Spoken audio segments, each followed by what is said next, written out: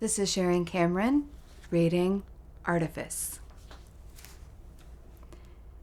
Amsterdam, the Netherlands, September 1943. Every eye follows when you walk like you have something to hide. So Isa de Smet slowed her steps, hummed, dug for a handkerchief in the pocket of her tatty wool coat, blended into the background, faded into a landscape of steep-stepped gables and moving feet, and the gazes passed her by on the morning-misted street, glancing across her cheeks with the barest of brushstrokes. Isa wanted to be seen and remain unnoticed, because Isa had something to hide. She tucked her package tight beneath her arm. Amsterdam was a colorful city, blue boats and blue doors, a butter-framed window and marmalade brick, leaves that were autumn-tinted, fog-frosted, marbling the pale acid lime of a copper patina. But there were new shades on the city's palette now, spattered on the walls, dripping down the flagpoles. Black on blood red, army olive, khaki brown, Nazi brown.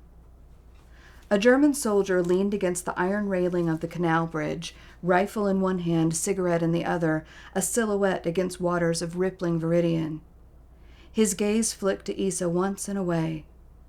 The package under her arm was awkward, flat, square, and slippery, wrapped in brown paper and tied up with string, as if she'd decided to truss up a window and take it for a stroll. Isa adjusted her grip. The soldier studied the curling smoke of his cigarette, and her feet changed their rhythm. Faster, closer, a little faster.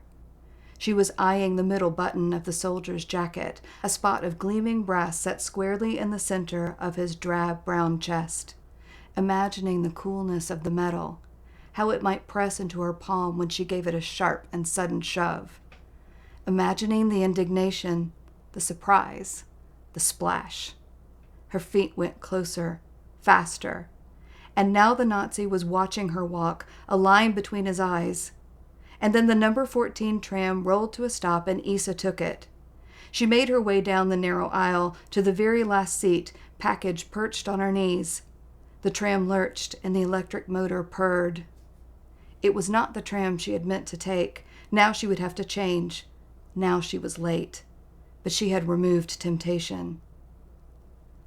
The polished wood interior was dim where it should have gleamed, dull where it should have been cheerful. The passengers rode in silence. And then 4 Nazi soldiers climbed on, taking the 2 front seats on either side of the aisle.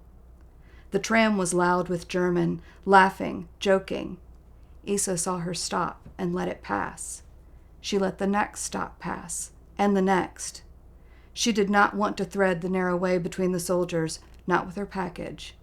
They might as well have formed a blockade. The tram bumped and leaned around a curve. No one got off. Some elected not to get on. Shoulders brushed, umbrellas knocking against knees, until the soldiers finally stood and left the tram at Plantage. The passengers breathed a collective sigh. Then the tram hurtled around the corner to the next stop and disgorged. Isa stepped down to the sidewalk with her package, chin up, eyes up, invisible. She walked past burnt umber roof tiles, wine-purple pansies spilling from their pots, the clean lead white of a grocer's empty shelves. Around the corner and the trees were torches lit with russet gold. Across the street and the windows were smoke-stained, blackened teeth of broken glass, soft gray soot smearing the cinnabar bricks of the records office, firebombed 5 months ago by the resistance. Arandeus had done that, with 12 others, artists, musicians, and students, burning up records so the Nazis couldn't uncover false identities, so they couldn't find Jews. Only the Nazis had found someone. They'd found Arandeus and 10 more, and they had shot them. Isa had liked Arandeus, a shy man, odd but funny, a favorite in her mother's studio. She missed him. She missed them all. And then she turned the corner, and there was the stop where she could catch the number 4. And there was the brown again, Nazi brown, too much brown, the soldiers who had been on the tram now passing a bottle with the guard of a derelict theater on the other side of the street. The theater had been gutted, windows boarded over, the handles of its grand door chained. It was a deportation site, a holding place, a prison for Jews. And here came the tram, the number 8, clattering down the center of the pavement, blocking the view of the soldiers. And here came Truce, quick down the steps of the teaching college, the soles of her sensible lace-ups making a bright, smart slap against the stone. She had a leather overnight bag gripped by its handles, swinging at the level of her skirt hem. Truce was supposed to be away, living in a forest, blowing up train tracks and cutting telephone wires. Isa was supposed to be at home with her father, making sure he didn't burn down the kitchen. The people locked in the theater should have been at home too, and the Nazis should have stayed in Germany. No one was where they were supposed to be today. Isa paused on the pavement. "Truce," she said. Truce froze, 1 foot behind her on the step. "What are you doing in the city?" Isa asked. Truce had eyes as soft as a new spring sky. Isa could remember a time when they were innocent. The leather bag in her hand squirmed, once, twice. And then Truce walked away, fast down the street, shoulders hunched, eyes down, locked on her path, like she didn't want to be seen, like she didn't want to be seen so much that she was going to make herself be seen.